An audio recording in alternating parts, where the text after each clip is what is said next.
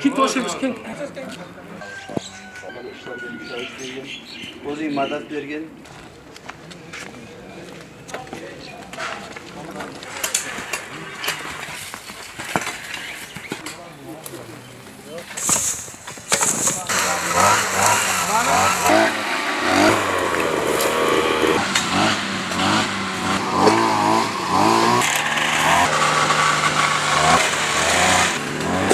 Mana shahrimizda Birodarlik qabristonida katta hashar bo'lyapti. 4 ta masjiddan ham odamlar kelib ishtirok etishyapti. Hashar elga yarashar deganlaridek ko'pchilik bo'lib, mana shuna qabristonlarimizni obod qiladigan bo'lsak, inshaalloh tozalik bo'lgan joyda poklik bo'ladi.